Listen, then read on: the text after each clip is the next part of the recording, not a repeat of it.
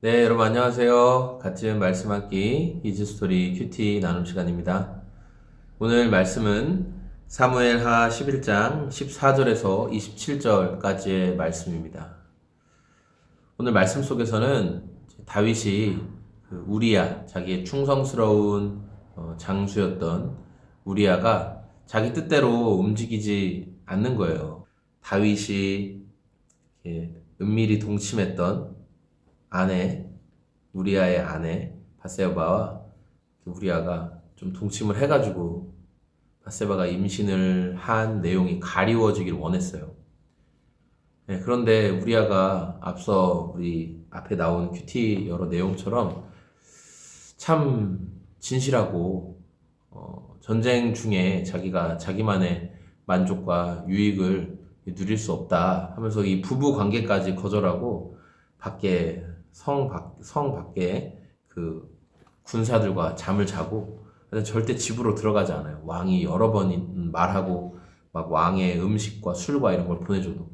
그래서 다윗이 결국 마음의 결심을 해서 14절 아침이 되매 다윗이 편지를 써서 우리아의 손에 들려보내니 요압에게 편지를 보낸 거예요. 그 전쟁을 지휘하고 있던 요압에게 우리아의 손에, 그러니까 우리아가 이 다윗이 밤새 쓴 편지를 딱 가지고 소중하게 넣고 왕이 전달하려고 했으니까 이게 뭔가 비밀 지령이 있나 보다. 전쟁을 이길 수 있는, 잘 숨겨서 이제 전쟁터에 있는 요압에게 갔는데, 요압이 쭉 보니까 그 편지 내용이 뭐냐면 너 우리아를 전쟁의 가장 맹렬한 곳으로 최전방에 내세우고 전쟁이 맹렬해지면 싸우다가 지원 병력이 싹 빠져서 우리아를 죽게 만들어라. 이런 거예요. 우리아 입장에서는 이 자기가 소중하게 간직하고 가는 이 편지가 자기를 죽이라고 쓴 편지인지 전혀 모르겠죠. 요압이 눈치가 빠른 사람이고 또 전쟁에 워낙 일가견이 있는 사람이니까 눈치를 챈 거죠. 다윗이 왜 이 우리아를 불러들여가지고 막 며칠 동안 이렇게 잘 있게 하더니 이번에는 결국 자기를 죽이라는 이 편지를 우리아의 손에 몰래 들려보내서 자기에게 보이게 할까? 이 요압이라는 사람이 굉장히 야망도 있고 뭔가 실세잖아요. 다윗 군대에서 실세예요, 요압이. 그러니까 요압의 귀에도, 그러니까 저는 그냥 그렇게 생각하는 거예요. 요압의 귀에도 이 일들, 다윗이 우리아의 아내를 범했고 그녀에게 어떤 심각한 이제 일이 생겼고 그냥 잠자리만 가진 게 아니라 아이를 갖게 되었고 이런 여러 가지 상황. 그러니까 요압이 딱 보니까 견적이 탁 나오는 거예요. 무슨 말인지 아시겠죠? 요압같이 아주 처세에 능하고 전쟁도 잘할 뿐더러 정치적인 그런 입지까지 있는 사람이 딱 보니까 다윗이 하는 짓이 눈에 딱 보이는 거예요. 아, 너 그래서 우리아를 데려갔다가 지금 다시 이렇게 해가지고 결국은 뜻대로 안 되니까 우리아를 죽이라고 하는구나. 오케이 그래. 내 손에 피 한번 또 묻혀줄게. 그래, 왕 너를 위해서 뭐 우리 그런 거잖아요. 왕의 밝은 면이 있으면 왕의 어두운 면을 감당하는 게 누구예요? 우리아예요. 아니, 요압이에요. 요압이 그래서 그 일을 하는 거예요. 우리아를 죽이는 어두운 일을 하게 되는 거죠. 그래서 정말 전쟁이 맹렬할 때 가장 맹렬한 곳에 우리아를 배치시키고 그리고 우리아가 거기서 장렬하게 죽게 돼요. 막 같이 싸우다가 갑자기 이 요압이 눈치를 주니까 싹 빠지는 거예요. 옆에 있던 동료들이. 그러니까 우리아 혼자 감당하다가 결국 죽은 거죠. 그리고 이 기쁜 소식을, 이 악한 기쁜 소식을 다윗에게 전하기 위해서 메신저를 보내는데 혹시 다윗이 뭐라고 하거든 이 얘기를 꼭 전해주라는 거예요. 햇사람 우리아가 죽었다. 햇사람 우리아가 죽었다. 이 말만 하면 아마 다윗이 아무 말 안 할 거야. 이렇게 얘기를 하는 거예요. 의미심장한 말이죠. 이 소식을 장수들을 잃었는데 이 소식을 다윗 왕에게 말했다가 참 욕을 먹으면 어떡합니까? 막 전략을 그따위로 짰냐고 욕을 먹으면 어떡합니까? 그러니까 그 요압이 씩 웃으면서 우리아가 죽었다고 말해. 우리아가 죽은 소식을 꼭 전해. 한마디 하는 거야. 그래서 메신저가 가가지고 다윗에게 있었던 일을 쭉 말하고 그리고 거기에 말을 붙이는 거죠. 21절에 보니까 말하기를 왕의 종 햇사람 우리아도 죽었나이다 이렇게 얘기해요.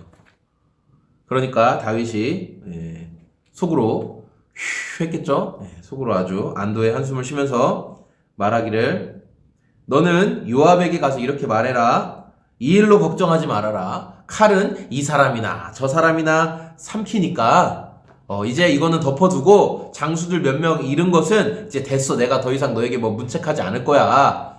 그 성을 함락할 수 있도록 최선을 다해라 이러는 거예요. 다윗 입장에서 뭐예요? 급한 불 껐다. 이제 자기 급한 불 껐다. 그리고 이제 우리아의 아내인 이 밧세바는 결국 남편이 죽었다는 소식을 듣고 울면서 장례를 치렀고, 그리고 이제 장례 후에 다윗이 밧세바를 불러들여서 자기 아내로 맞이하죠. 뱃속에 자기 아이를 갖고 있으니까. 왕이니까 뭐 이런 일도 할 수 있겠죠. 왕이니까. 근데 참 속상한 것 같아요. 이런 상황들, 이런 흐름들이 참 안타깝고 속상한 것 같아요. 힘 있는 다윗의 욕심과 정욕과 선택들이 어떤 파국의 결과를 맞이하게 하는지의 상황을 이제 보여주고 있죠. 오늘 말씀에 아침이 되매라는 이 단어가 우리 목사님들이 이렇게 뒤에 연구한 해설을 잘 적어놓으셨는데, 아침이 됐다라는 의미는 히브리어의 어떤 관용적인 표현으로 새로운 국면에 접어들었다는 거예요. 다윗이 긴 밤 동안, 어둠의 밤 동안 사실은 자기가 우리아를 살릴 수 있는, 마지막 돌이킬 수 있는 기회가 있었어요. 그 밤에 결국 이제 우리아가 아내와 잠을 안 자니까 다윗이 이거 안 되나 보다. 하나님이 이 우리아의 마음을 자꾸 붙드시는 뭔가 이유가 있나 보다. 그래서 거기서 이제 접고 뭔가 그 사실대로. 그러니까 저는 무슨 생각도 하냐면, 여러분 우리아가 진짜 몰랐을까요? 우리아가 이게 이제 다른 이제 성경 뭐 학자들이나 이런 책에 보면은, 주석에 보면은 우리아가 진짜 자기 아내가 지금 다윗과 동침하고 아이를 가졌다는 사실을 진짜 몰랐을까? 이러한 그런 질문도 있어요. 진짜 몰랐을까? 다 그 비둘기들이 있기 마련이거든요. 다 소식을 전해주는 비둘기들이 있기 마련이에요. 다윗이 한 일이 보통 큰 일입니까? 보통 큰 일이 아니에요. 심지어 다윗이 저 여자 누구냐? 알아보고 와라. 이렇게 했던, 그 말을 전했던 비둘기 신하들이 다 있잖아요. 그 비둘기 신하들이 그 소식이 우리아에게까지 안 전해졌을까? 그런 정황으로 볼 때는 우리아 입장에서는 집에 들어가고 싶지 않겠죠. 저는 그렇게 생각을 해요. 물론 성경에서 우리아가 알았느냐 몰랐느냐에 대해서 말씀해 주시지 않아요. 그러니까 몰랐을 것이다 라고 생각을 하는 거죠. 그러나 어떤 신학적 상상을 좀 해볼 때 정황을 좀 볼 때 그 우리아에게 그런 소식을, 정말 큰 일이기 때문에 분명히 말하는 사람이 있었을 것이다, 그렇게 생각을 해요. 다윗이 말이야 계속, 그러니까 너 살고 싶으면 모른 척하고 그렇게 해. 그래 어쨌든 다윗은 돌이키지 않았어요. 자기의 그 죄를 돌이킬 수 있는 그 밤을 뭐에 집중했냐? 우리아를 죽이라는 편지 쓰는 데 집중했어요. 우리아를 말이야 절대 살려주면 안 돼. 뭐 내가 다 내용은 말하지 않겠지만 너 척하면 척이잖아. 요압, 너 지금까지 내 옆에서 싸우면서 내가 눈짓 한 번만 하면 네가 다 알아서 했잖아. 그러니까 이번에도 나한테 구구절절 설명 들을 필요 없이 그냥 내가 얘 죽이라고 하면 이유가 있는 거야. 그러니까 알아서 해라. 편지를 싹 쓴 거예요. 그리고 우리아는 자기 죽는 편지인지도 모르고 알았으려나? 하여튼 이 편지에 뭔가 되게 중요한 일이 있다는 것을 다 가지고 가서 맹렬한 싸움 가운데 막 싸우고 있는데 보니까 어느 순간 동료들이 뒤에 빠져있는 것을 봤을 때 직감했겠죠. 나를 여기에 배치하고 이렇게 형국을 바꾼 이유가 있구나. 그랬을 것 같아요.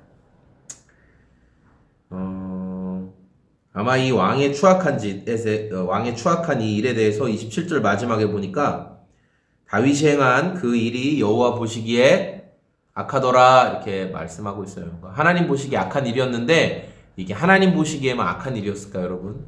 신하들이 보기에도 아유 저거 다윗 이제 끝났네 분명히 이렇게 생각했을 거예요. 야, 다윗이 저렇게까지 타락을 하는구나. 분명히 이 내용을 알고 있는 신하들은 분명히 서로 335 이야기했을 거예요. 다윗이 이제 끝났다. 여러분, 저는 오늘 말씀 묵상하면서 돌이킬 때 그 타이밍을 놓치지 않으면 악은 더 힘이 세져가지고 그 강한 힘을 가지고 더 악한 계획과 생각을 하게 만드는 것을 보게 돼요. 다윗은 여러 번의 돌이킬 기회가 있었지만 결국은 이제 나단 선지자의 그쵸? 나단 선지자죠. 나단 선지자가 네가 임마 그 양 한 마리밖에 없는 그 소중하게 생각하는 그 양 한 마리밖에 없는 그 사람의 양을 결국 뺏어가가지고 그 딸처럼 여기는 자식처럼 여기는 그 양 한 마리를 뺏어가는 악한 인간이 있는데 왕이죠. 그런 인간을 어떻게 해야 됩니까? 그러니까 다윗이 막 지 얘기인지도 모르고 그런 놈은 죽여버려야 된다고 가만두면 안 된다고 막 난리를 치잖아요. 그러니까 나단이 방귀 낀 놈이 성낸다고 임마 네 얘기야 이 자식아 이렇게 얘기하잖아요. 그래서 그 말에 다윗이 막 통곡을 하고 막 떼굴떼굴 구르면서 침상에 눈물로 침상을 띄울 정도로 잘못했다고 막 난리를 치죠. 그러니까 악함이 하나님이 기회를 주실 때 그 타이밍에 돌이키지 못하면 더 악해지고 더 완악해져요. 그러나 이제 하나님의 그 깨트리심은 더 강하죠. 하나님의 그 사람을 다루시고 바꾸시는 능력은 더 강력하죠. 그렇게 안 하는 하나님이 방임해 버리시는 게 더 무서운 거예요. 얘만 그냥 네 맘대로 해. 내가 너 더 이상 건드리지 않을 거야. 내가 더 이상 너에게 기회 주지 않을 거야. 이게 제일 무서운 거고 오히려 하나님께서 이렇게 사람들을 보내셔서 너의 잘못됨을 돌이켜야 된다. 하나님의 분명한 메시지가 있는 것은 오히려 살 길이 예비되어 있는 거죠. 오늘 월요일이고요. 월요일은 이렇게 좀 묵상을 하면서도 그냥 약간 여러 생각하게 되는데 묵상도 길어지고 말도 많아지고 다윗이 행한 악한 일 돌이킬 때를 놓치면 악은 더 강해진다. 여러분 돌이킬 때를 놓치면 악은 더 강해집니다. 여러분 지금 아직 기회가 있으세요. 아직 그 타이밍을 놓치지 않으셨어요. 그러면 그 타이밍을 꼭 붙잡으시길 바랍니다. 기회가 있을 때 돌이키시고 기회가 있을 때 하나님 앞에 말씀드리시고 기회가 있을 때 하나님 이것들을 끊을 수 있는 힘을 주십시오. 돌이키게 도와주십시오. 이렇게 기도하고 하나님께 나아갈 수 있는 저와 여러분이 다 되었으면 좋겠습니다. 저는 소금제작소 공장장이었고요. 오늘도 주님과 함께 기쁜 하루 보내시기를 소망합니다. 고맙습니다. 안녕히 계세요.